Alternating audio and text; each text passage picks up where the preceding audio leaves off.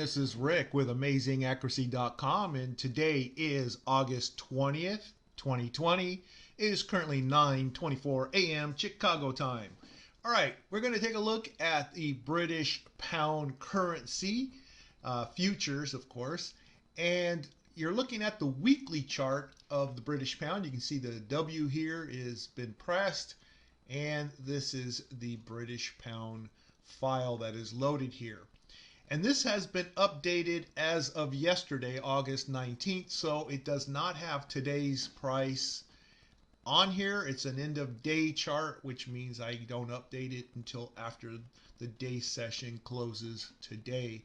And usually I don't have the data available until 7 o'clock Central Time. Anyway, with all that yabber said, I just want to bring out some things here. Following this market, back here in week ending 6/12, we had a weekly swing top. Again, this is a weekly chart. Remember that. Weekly, these are weekly bars. Represents a whole trading week per bar. And you can see that I had these little notes that's been sitting on my chart here for some time. And it shows here week ending 6/5 plus, meaning look for the next weekly swing to occur during week 6/5, or if it's off one bar, which one bar is allowed, that's the deviation allowable for this kind of cycle analysis. It does show heavy on the plus side rather than the minus, and it did happen on the plus side as it went a little bit above the 6/5 and made the top during 6/12. So that happened right around the time zone expected, resulting in the decline, a 4-week decline in the British pound, which ended with the bottom made during week ending July 3rd. And you can see that there's this red diamond here, which is simply the F date, which means that we were in expectation of a weekly swing around this time period. And as prices declined, we were expecting, of course, a bottom because prices were declining when it arrived in this time period. It did, in fact, make a weekly swing bottom during week ending July 3rd and has been climbing since. And it did have this pause top here. A pause top is where you have a new higher high, as you see here, is higher than here, the previous bar, and then it's followed by an inside bar, which is kind of a weak attempt to pull back, making this pause high here, and then it gets broken through. So this is kind of one of those pseudo pullbacks, you might say. A very weak attempt in a very bullish run. And I had an indication that something would happen around that time period too, as you can see marked here. But the F date was from here to here, which is now. You'll also notice it has this greater than sign in here, which basically is the same as this here with the little plus, saying that to expect a weekly swing, and if it's off by one bar, it would be likely on the later bar rather than the early bar. All that is a probability indicator if it's going to be one bar late. It doesn't mean it will be one bar late. It just means if it is one bar off, I shouldn't say late, but one bar off, it gives you an idea where the weighting is, the probability score, meaning you're likely to see it late because it's a greater than sign rather than early, which would be a less than sign. Okay, and this here, if this was the same, it would have been like a minus. If it was leaning early as opposed to late, in the event, of course, it was one bar off. But we hoped it's on time, and so in this case here, we're looking at a possible weekly swing top for this week. All right. These trend lines here just basically are off, previous tops and bottoms, and then we had the breakout here for this little pause top thing here, and that's all that is. and they do act as support once price has broken above them. If price comes back to them, you certainly want to look at them as possible support. But anyway, so we want to start looking for the British pound to start pulling back. In other words, start declining to form a weekly swing top in this time period. Another thing to note is this green zone here, which is the overbought zone. So when we see this, like the high is inside this green zone, this adds to the likelihood that we'll see prices start to pull back down towards a red zone on the chart. In other words, to start going towards oversold. Uh, and this usually is the case when it's the first time the highs moved into overbought. Now, if it had done it previously here and then it went in a second time, that lowers that probability because often I have seen it can go overbought, it can pull out of overbought, go down to somewhere, even fall short of going to oversold, and then go inside again, but then pop higher.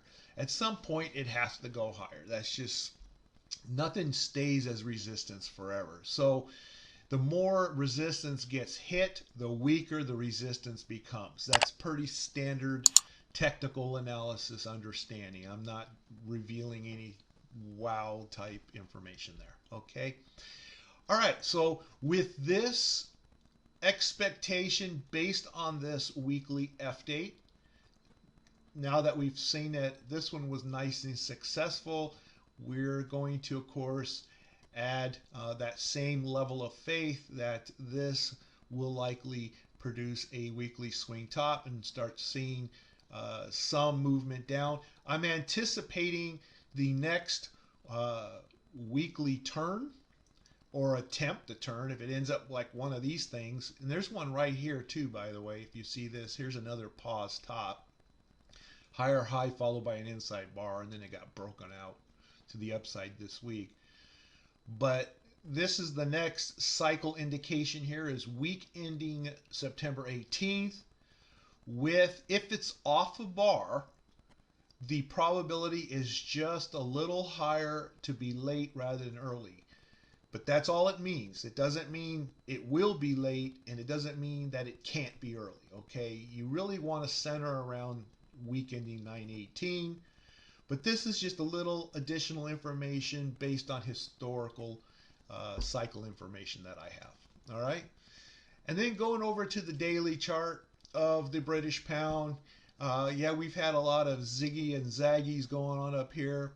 And you'll note here that it had previously gone into overbought on the daily back on August 6th. We pulled down into the oversold. It's back into overbought again, but it looks like yesterday when it made that higher high inside overbought territory, it closed low for the day. Now, I don't know what's going on today. I haven't looked. I'm just going through charts today.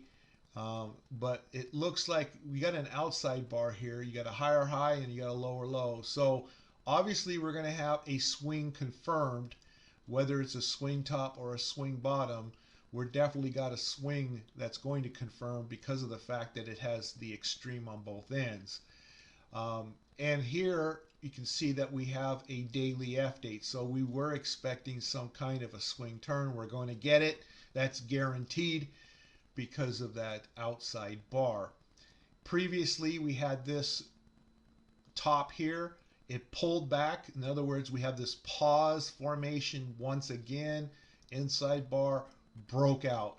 And this was happening within here. Here it says this and 1 day early, as you can see here. And that happened. And this here was back in this area here. Has nothing to do with this bottom that happened here. We show no indication. And it made this swing bottom. So this does not have anything to do with that. And so we don't really care at this point. It just found support on the 13 exponential moving average line that you see right there. While prices are trading above these 3 exponential moving averages, which In this case is an 8, a 13, and a 21. And yes, those are Fibonacci numbers that I plotted my little three amigos here. These are 3 fib MAs is what I call them, the 3 fib MAs. I like to name things. All right. While prices are trading above these 3 levels here, selling the market, of course, is high risk. And we don't have a sell setup. Right now, what I'm doing is basically just giving you some indication of what we're likely to see, and that is a decline in the British pound of some sort in order to confirm, that weekly swing top on the weekly chart there. So we look like we're due for something right now. And so start looking for likely decline in the British pound so that we will form this weekly swing top area here and move down to one of the support levels, and hopefully it's going to go to the next cycle period here rather than give us another one of these pause formations. So clearly beware, if you end up with an inside bar next week, that's a big old alarm bell to watch out. Not again, that kind of situation. Anyway, I hope that makes sense to you. If not, you're more than welcome to leave a comment, ask questions. I jump in there from time to time and respond to your questions. If it pertains, of course, to the video and not, asking me, well, what about this market or that market? If we stick to the video subject, I'm more than happy to answer those questions. Well, thanks again for watching. If you haven't done so already, subscribe, click the notification bell so you'll know when I upload these videos because they are time sensitive. And if you like it, give me a like. If you don't like it, give me a dislike. And I will see you in the next video. Thanks again for watching. Bye.